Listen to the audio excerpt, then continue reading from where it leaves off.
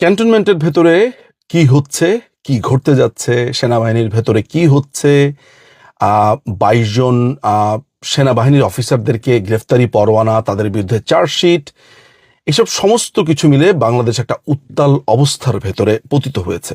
সারাদিনই এই প্রশ্নগুলোর সম্মুখীন হচ্ছি এবং খুব বিনীতভাবেই আমি চুপ থাকার নীতি অবলম্বন করেছি। বিশেষ করে সেনাবাহিনীতে কি হতে যাচ্ছে, মুভমেন্ট হচ্ছে কিনা, সেনাবাহিনীর বিভিন্ন বিষয়ে চুপ থাকাটাই আমার কাছে এই মুহূর্তে শ্রেয়। যা হওয়ার সেটা মানুষ দেখতে পাবে। কিন্তু বাংলাদেশ সেনাবাহিনীর এই ড্রেসের, এই জলপাই ড্রেসের যে জৌলুস ছিল, তাদের যে ব্রাদারহুড ছিল এবং তাদের যে ঐক্য ছিল, এবং একজনকে কিছু বললে ১০ জন সেটাকে নিজের ঘাড়ে নেওয়া বলে মনে করত, এবং সেনাবাহিনীর যে ডিগনিটি ছিল, তাদের যে আইন ছিল, নিজস্ব একটা অবস্থান বা চৌহদ্দি বা অ্যাম্বিট ছিল, সেটি ভেঙে পড়েছে, এটি বলা বাহুল্য। শুধু সেনাবাহিনী কেন, বাংলাদেশের জুডিশিয়ারি, বাংলাদেশের এক্সিকিউটিভ, পার্লামেন্ট ডিসলভ হয়েছে, এডুকেশন সিস্টেম, ফাইন্যান্স, মেডিকেল ব্যবস্থা, সর্বোপরি পুরো সামাজিক বন্ধন ৫ই অগাস্টের পরে যেভাবে মুখ থুবড়ে পড়েছে, যেভাবে এক ভয়াবহ গৃহযুদ্ধের দিকে আমরা ক্রমাগতভাবে এগিয়ে চলেছি। গৃহযুদ্ধ শুরু হয়ে গেছে, আসলে অস্ত্র হাতে গৃহযুদ্ধটাই এখন শুধু বাকি আছে বলে আমার মনে হয়। কিন্তু আমার প্রশ্ন হচ্ছে যে এই যে সেনাবাহিনীর অফিসারদেরকে গ্রেফতারি পরোয়ানা, তাদের বিরুদ্ধে চার্জ গঠন ইত্যাদি ইত্যাদি ইত্যাদি করা হলো, এই জিনিসগুলো নিয়ে আইনি প্রশ্ন কি? আমি আইনি প্রশ্নের তখনই উত্তর দিতে পারতাম বা উত্তর দিতাম যদি আমি মনে করতাম যে বর্তমান যারা ক্ষমতাসীন তারা বৈধ। তারা যেহেতু অবৈধ, অসাংবিধানিক এবং জোর করে এখানে বসে আছে, ফলে তারা কি করলো না করলো, কি চার্জ গঠন করলো, কি করলো, সেসব নিয়ে আমার একেবারেই মাথা ব্যথা নেই। আমি জানি এটার রেজাল্ট শেষ পর্যন্ত কি হতে পারে এবং আমি সার্টেইন এই ব্যাপারে। কিন্তু আজকে আমি একটা ঘটনা দেখেছি, যেটা দেখে আমি খুব বিস্মিত হয়েছি। সেটি হচ্ছে যে ঢাকা ইউনিভার্সিটির রাজু ভাস্কর্যের সামনে যেই সেনাবাহিনীর অফিসারদের ফেস্টুন বা প্ল্যাকার্ড বা তাদের ছবি সম্বলিত একটা অবয়ব সম্বলিত একটা প্ল্যাকার্ড সেখানে দাঁড় করিয়ে জুতাপেটা করা হচ্ছে, তাদেরকে নানান ধরনের ঘৃণা প্রদর্শন করা হচ্ছে, গালিগালাজ করা হচ্ছে, অর্থাৎ অলরেডি তাদেরকে দোষী সাব্যস্ত করা হয়েছে।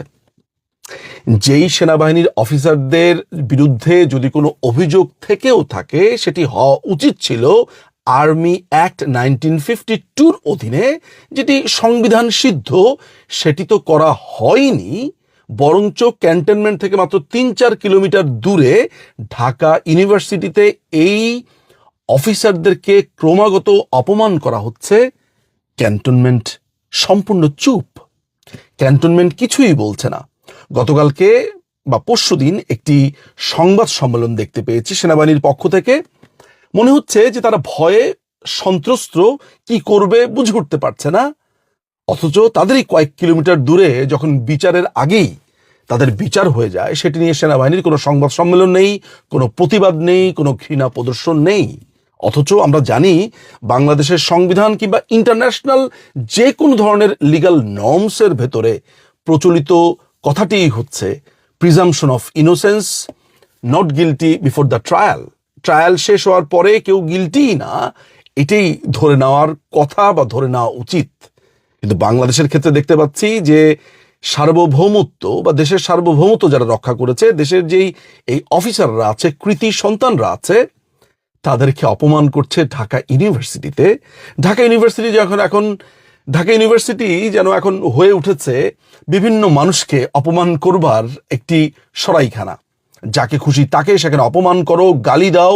এখানে পড়ালেখার কোনো বালাই নাই, কোনো রিসার্চ নাই, কোনো গ্রুপ স্টাডি নাই, নাথিং। শুধু চা খাও, তর্ক করো, 2 দিন পর পর রাজুতে আসো, গালিগালাজ করো, আন্দোলন করো। এইটা হচ্ছে ঢাকা ইউনিভার্সিটির বর্তমান অবস্থা।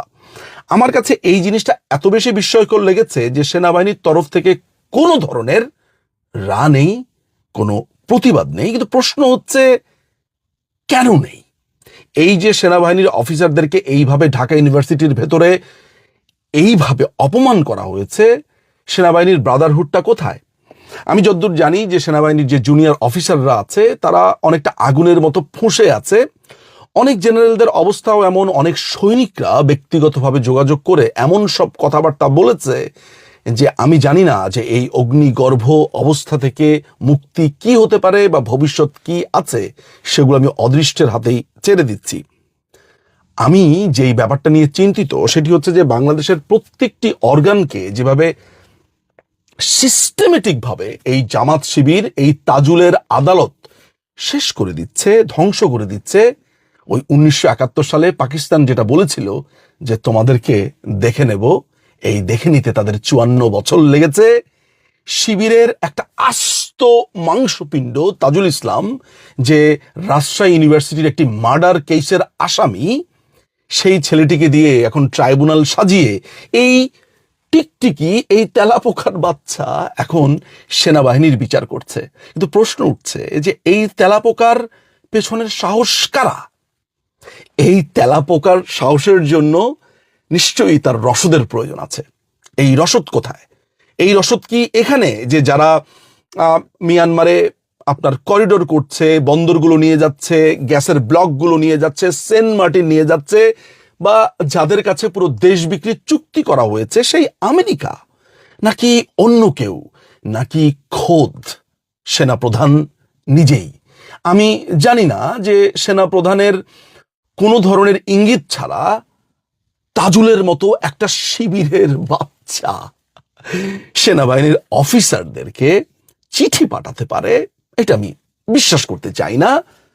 আমার কথা ভুল প্রমাণিত হলে, ভুল হলে সবচাইতে বেশি যেই মানুষটি খুশি হবে সেটি আমি নিজেই।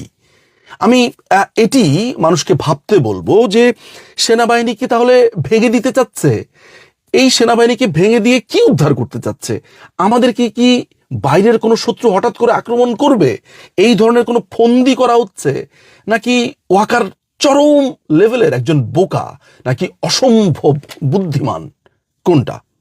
আমি এই সমস্ত চিন্তার ভার দর্শকদের কাছে ছুড়ে দিতে চাই এবং আরেকবার মনে করিয়ে দিতে চাই যে একজন মানুষের বিচারের আগেই তাকে গিলটি করে ফেলা হয়েছে ঢাকা ইউনিভার্সিটিতে, অর্থাৎ সেনাবাহিনীর অফিসারদেরকে অপমানের চূড়ান্ত। কিন্তু সেনাবাহিনী চুপ কেন? এই নীরবতা কি কি বলে দিয়ে যায়? দর্শক ভাবতে থাকুন। অনেক ধন্যবাদ।